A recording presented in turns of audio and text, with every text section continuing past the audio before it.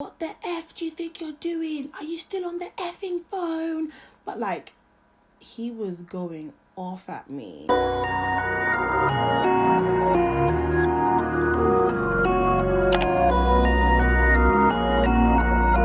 Welcome back to my channel, guys. It's your girl Siri once again on your screen. So the plan is to upload every single Mondays. Now, I did not upload last week Monday, and you know, all I have to say to that is that I'm trying. Sometimes I might miss a Monday, the odd Monday, because I'm trying. Today's video is going to be episode 2 in our whole navigating the workplace series. Now, I think I mentioned in the first episode I did of this that I wanted to make this a series. If I didn't, I'm letting you know now.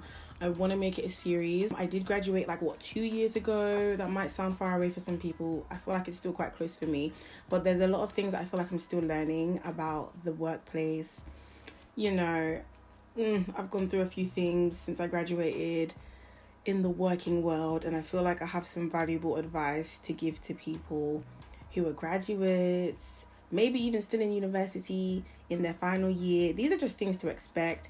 These are just things I learned, and it's just me really sharing my experience. So this particular video, I still don't know what I'm gonna call it. I'm not gonna lie to you, I don't know what I'm gonna call it, but this is one of the jobs I had after graduation that wasn't the best. Now, if you like videos like this, make sure you give this video a thumbs up, subscribe to my channel if you like me, and let's get into the video. I'm going to be talking to you about a very, very toxic work environment, and I can only just laugh now because it's like looking at how far I've come and how far God has brought me through certain things is just crazy. Before I got this particular job at this company, I think I'd been unemployed for a few months. I can't remember how long. This was a couple years ago. I was unemployed for a few months at this time. I was really looking for jobs, applying every day. You know, I was really looking. At the time, a recruiter contacted me without saying too much, and she told me about this job and and I was like, oh, okay, cool, okay. Now, based on some previous experience I had, I'm not gonna lie, I don't know that much about recruiting agencies and stuff. I wasn't a fan, right? So because of that, I wasn't really a fan of it, but you know, I was looking for a job at the time. I just considered it. I went to the interview, set it up, went to the interview, got lost. Then I remember calling the boss, hi, can't find the place, and then he's like, just get back in your car and go this way. And I'm like, I don't drive. I took the bus, you know. So then he comes to pick me up. The boss comes to pick me up. He had a nice car. Cool. You know, he picks me up for the interview. You know what I'm saying? It's cool. No black people who have ever worked at this particular place. I would have been the first. Nobody there looks like me anyway. So everybody was just looking oh, you know, who's this new girl coming to interview? But anyway, I walk into the boss's office, and this will be my number one red flag for anybody who's interviewing and anything at different companies. When I went for the interview, one thing I noticed about the boss is that he was talking down on his employees a lot. You know, it was very much they can't do anything. They can't do anything, you know. They don't do the right thing. I give them this to do, they don't do it. It's very much these guys, they don't know what they're doing. They're tapped. If you're going to interview at any company or whatever, I feel how the boss talks about his workers, that's that. I feel that kind of gives it away. But anyway, I ended up getting the job a week or two after, and I was okay, cool. Money wasn't great, you know what I mean? I just need a job at this point. I need to build up my experience, and it's whatever. I remember the first day I worked there, it was quite stressful because it was basically one of those small companies that train you in a very, very interesting way. When they train you, it's very, very much, okay, come and sit down with me, Siri. I'm gonna do a bunch of stuff, make quick notes, and then we'll maybe move on to something else, make quick notes, move on to something else, make quick notes. And then they kind of just expect you to like know a bunch of stuff. I don't know, like for me, that's quite difficult. I don't know if I'm like, I've been babied or what, but that was quite difficult for me, especially if you're a fresh graduate and they know you're a fresh graduate. You're not gonna know a bunch of stuff. I would bring that up a couple times and then people would kind of just make me feel like that's how it is. If you don't like it, you know where to go. Is that unfair for me to say like that's not how people should be trained? I don't know, because I was always kind of made to feel kind of stupid or like bad for thinking that. But yeah, that's kind of how they used to train people. And this is another red flag for people who are interviewing. One of the things I noticed about this company is that I feel like a lot of people there were like related to each other, either by blood or like, oh, we've known each other for years sort of thing, you know. So it's like that they might as well be your bro. They might as well be your sis. Do you know what I mean? One of the directors of the company is like the boss's niece, and like, you know, HR is the boss's wife, and like engaged to the boss's nephew. His dad's best friends with the boss. We grew up together, or my dad grew up with him, and that sort of thing. That was something that I realized that was a thing with this company. A bunch of people are here and they're from like a similar background, like racially and even maybe like religious wise as well. And then there's just me. I think the first week I started working here, it was a massive shock for me. So I can't remember like the exact first situation that happened, but I think one of the employees did something with their work that the boss, I guess, didn't like. And then the boss literally starts screaming, shouting, and I think he started swearing. I remember just being at my computer. I remember just being there like, and then I heard like the swearing and I was like, ooh.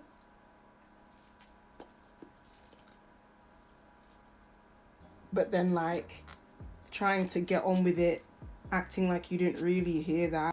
So I remember going into the kitchen later on, I think it was probably like my break time or something, and then the boss kind of casually comes up to me and he's like, I think this was probably his way of like making sure that I wasn't freaked out or to like justify his actions. So he goes, so and so just did this. That's not good, is it? Is it, Siri? You know, that's not acceptable. That's not good work, isn't it? Right? Like, you can't expect me to be okay with it. And I was like, yeah, But I remember when he walked away, I just thought to myself, like, what is going on here? Like, what is going on here? Now, looking back, I should have told the recruiter, I don't think I want to work here anymore. I was desperate for a job, but I wasn't that desperate, right? Especially because of what I endured months later. Little did I know the swearing, the shouting was going to be a regular occurrence. Now, my particular supervisor was really cool with me at the beginning, and then it got to a point where I feel like he genuinely hated me, right? I'm talking, this is months later now, I'm talking when I would hand him work or give him work, he wouldn't even look at me in the face anymore or in the eyes. He would just be like, put it down there. Yeah. No. He would never look at me in the eye. Never. Even when it was after hours, when he used to chill out a bit and he used to like have banter with the boys and stuff, he wouldn't joke around with me. He would like look at me with utter disgust. And I was like, whoa, what's happening here? I remember the day he screamed at me in front of the whole office. But I don't even know what I did. I think it was something that was kind of out of my control. He was like, what the F do you think you're doing? Are you still on the effing phone? But like, he was going off at me. This particular office had a lot of apprentices and things like that. So there was a particular boy that had a crush on me or whatever. Things kind of went a little bit sour I can't even remember the situation, but things went a little bit sour, whatever, and he developed, like, he just became really nasty towards me. Like, I'm talking, he would hide the work. Like, I would get given work that I had to do, like, for the day, right? And to do that work, I would need certain files. This boy would go and hide the files that I needed to work on. And then I would get shouted at, like, why aren't you doing your work? And he would be like, I didn't hide it, what are you on about? But I would see him smile and grin and laugh later on, and I knew he hid my work. So yeah, when my supervisor would scream at me, would shout at me and things, that particular boy would be like, he would rub it in. He'd be like, Siri, like, why would you do that? Like, how could you be that thick? How could you be that dumb? There was a time a client called in, and I think I was a bit confused on what the client was saying. I feel like that boy just really liked making me feel so bad. Like, I don't even know what the client said, but when he took the phone, he said he'll deal with it, right? And then after he dealt with the call, he said, oh, she said you were stupid, by the way. Like, she was like, oh, thank God you took the phone off her, that stupid woman. And I don't even know if that's what the client said, but like, he would say things like this, and I feel like he just had this thing where he enjoyed making me feel so bad and so crap at my job. I think at the time he was probably 18, maybe 19. At the time I was probably like 24, 23, around that age. Now, there was also a situation with this boy where I caught him saying the N-word, and I'm so sure he said it, but it was a thing where I was having my lunch or whatever. I was just doing me, and then he walked past me and he was rapping a song, and then he intentionally said that word loud and hard to ensure I heard it. And when he said that, I literally got so triggered. I started getting so upset. I started sweating, and I went to my supervisor, and he dealt with it, but he didn't really deal with it because the boy ended up denying it, and it was just a whole mess.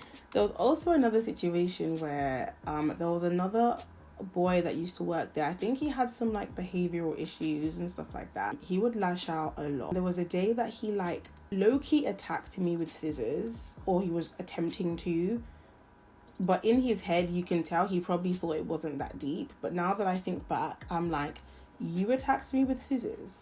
The boss didn't really deal with it. I feel like they got let off for a lot of things, and personally I think it has a lot to do with the fact that those people are from like a similar background, similar religion, they're like related in some sort of way, right? And because of that, I said this to the boss, I feel like I'm outnumbered. But then there was another situation where another worker, this was an apprentice at the time, I don't know how this even came up, but he randomly just said F the church or F churches.